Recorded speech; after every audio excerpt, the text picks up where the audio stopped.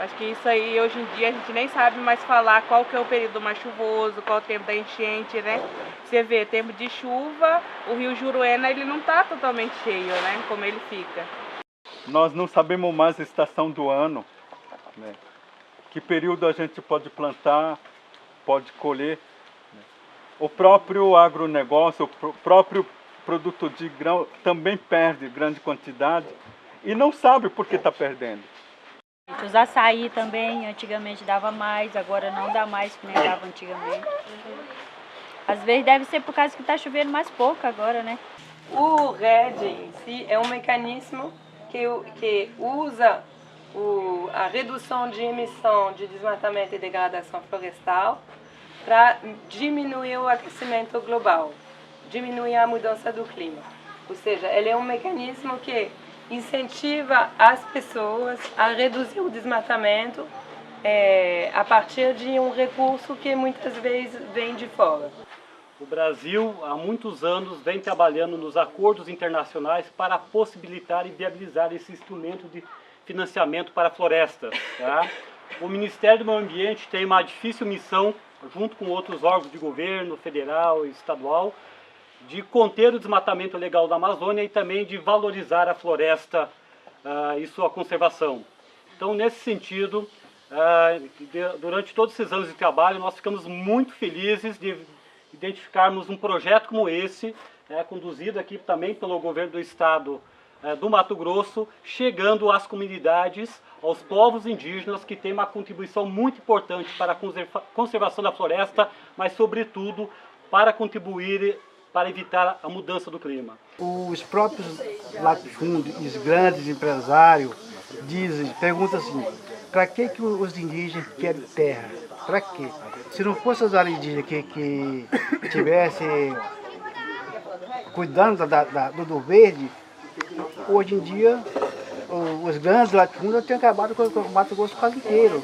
Os territórios indígenas da Amazônia, pessoal, isso é um dado que meus colegas calcularam, protegem o equivalente a 1 ano das emissões de todo o planeta Terra. Então esse é o tamanho da importância que tem os territórios indígenas da Amazônia.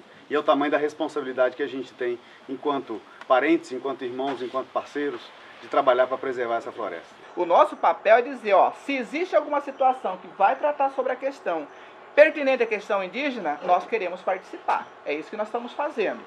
Então, aí nós começamos a participar das discussões sobre essa tratativa, sobre a questão do REN. A cooperação com os povos indígenas, a cooperação com vocês é muito importante.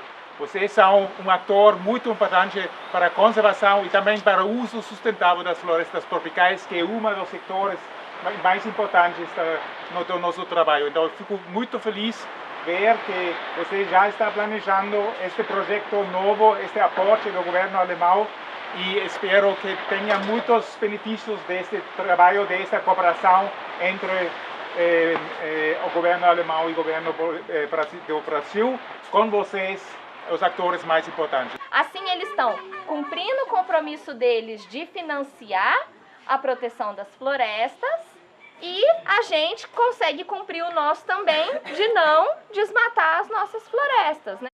Dentro da estrutura de governo, né, que é o sistema de RED, o Conselho Estadual de RED, foi definido, com participação dele, óbvio, no caso representado pela FEPOINT, uma estrutura de repartição de benefícios e onde eles são contemplados. É requisito dos financiadores que as populações tradicionais, os povos indígenas, os agricultores familiares, os extrativistas estejam dentro da repartição de benefícios.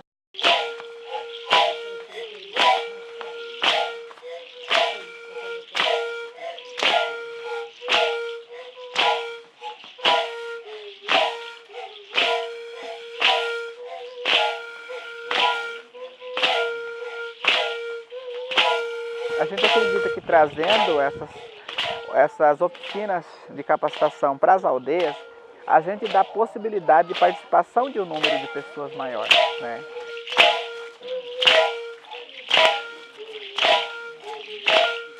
Aqui na aldeia consegue de repente se trabalhar com um número maior de pessoas e todo mundo se sentindo em casa, né? Por outro lado, a gente sente assim valorizado, porque é o momento das entidades, os povos indígenas de outros lugares também sentirem nossa realidade e participar do nosso cotidiano, porque a gente tem que ter esse elo de comunicação.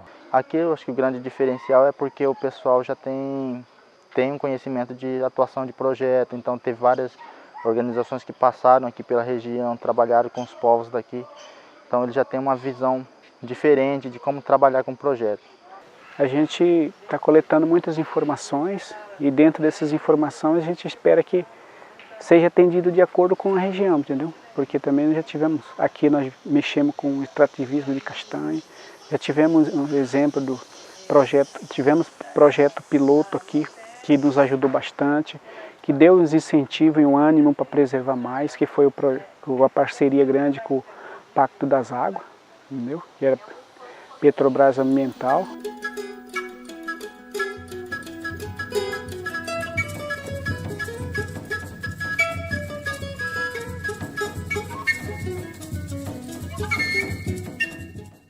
A gente sempre vê com olhos críticos e tudo, mas ainda como está a fase de encaminhamento, tem fase de implementação, então é uma oportunidade também de a gente estar ali presente e também colocar essa questão da nossa realidade para as entidades também ver uma realidade indígena que são duas sociedades diferentes.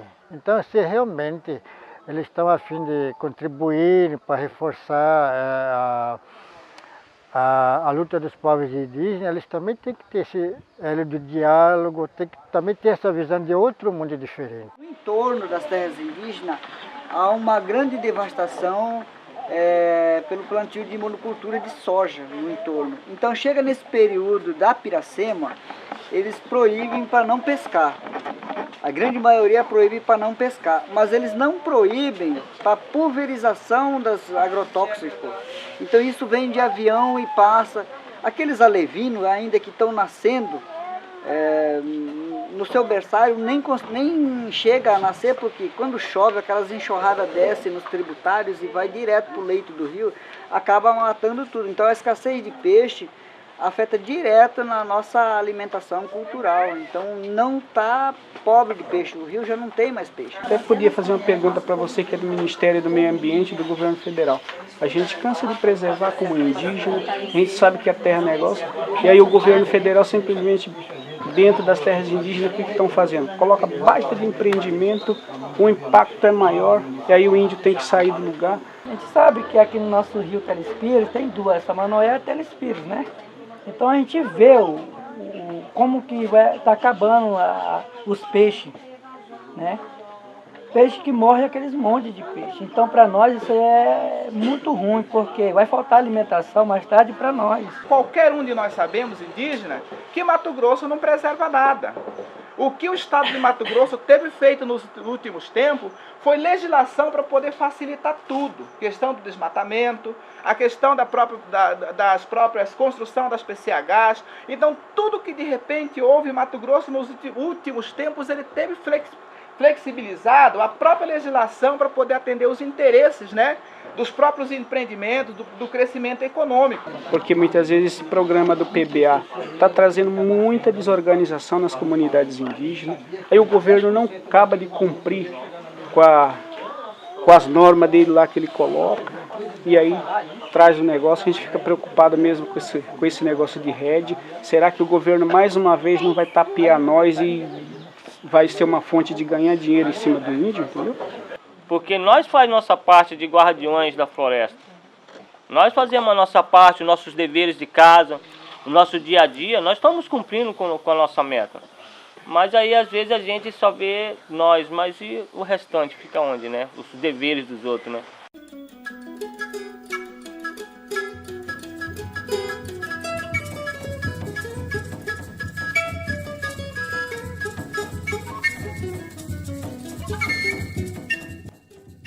povos indígenas vão, ao longo desse trabalho, vão criando suas demandas e aí eles vão pensar por eles mesmos. Porque até agora sempre outros falaram por nós, e agora é uma oportunidade dos índios falarem por eles mesmos, né? Então eu vejo isso com otimismo. Porque hoje as comunidades, ela com o mundo que estamos vivendo, ela também não ficou para trás, ela acompanhou. Principalmente quando começa aí a entender a questão cultural, escola, por exemplo.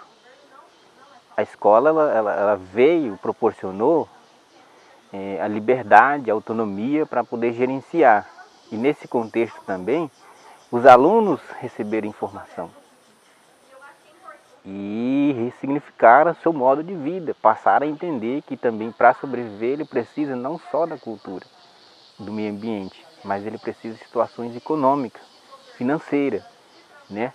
Porque haja visto que diversos povos aí, existem muitos jovens que eles querem ter o que o mundo também tem, o que o jovem de outro lado também querem ter. Talvez aqui podemos abrir também uma pequena fábrica de castanha para poder agregar o valor e colocar aqui para dar emprego para a nossa juventude, entendeu? O governo federal tem tentado criar instrumentos justamente para isso, né? Para valorizar os produtos e retribuir melhor os produtores, de fato, né? Então, uma unidade de beneficiamento, por exemplo, pode aumentar muito a renda de uma comunidade. Então, esse tipo de atividade sustentada é um ponto que nós entendemos que é bem interessante se assim a comunidade decidir, né?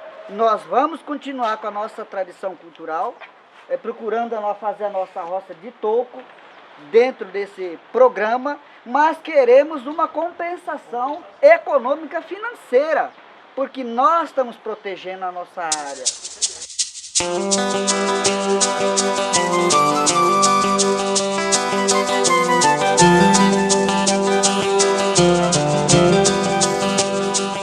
O programa REM, ele não pode vir para poder alterar, né, os afazeres do dia a dia da população indígena.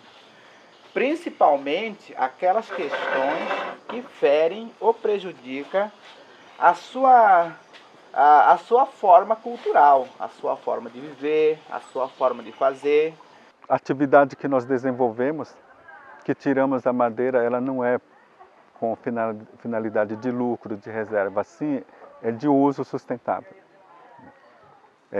O espírito do REM, a linguagem do REM, que nós povos nativos continuamos com a nossa roça de toco, derruba, que é ineficiente para um efeito de estufa, né?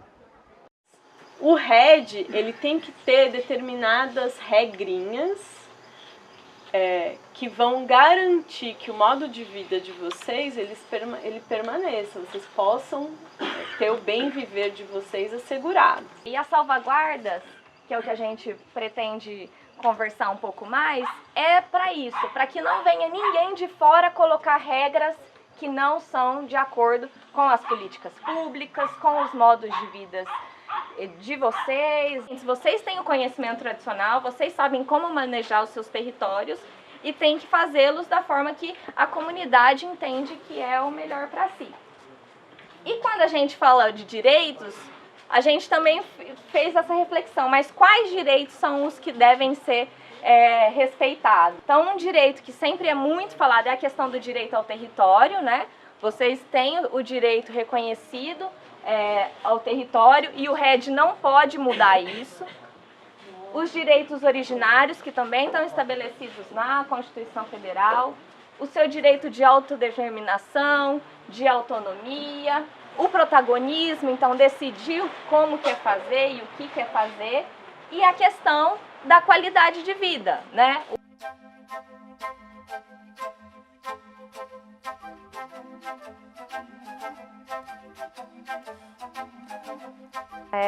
Nós tivemos uma abordagem de fazer uma apresentação conjugada, né, entre o que foi definido no contexto internacional e a atuação e a tradução disso no contexto nacional, justamente para trazer um pouco do que já tem sido o processo de construção de rede no Brasil. A ideia é que a GIZ apoie também essa integração entre o que está acontecendo no nível federal e o que acontece no nível estadual, para que a política de mudanças climáticas ela seja única, né, que ela tenha uma unicidade, mas ao mesmo tempo que respeite as especificidades de cada estado, né, no qual se trabalha, e de cada população indígena ou de cada particularidade de comunidade tradicional com a qual se trabalha. Os participantes estão bastante engajados nessa discussão, têm as suas preocupações e que a gente tem buscado esses canais para ouvi-los cada vez mais e construir uma política que seja nacional, mas tendo esses anseios da ponta, né, das comunidades sanados.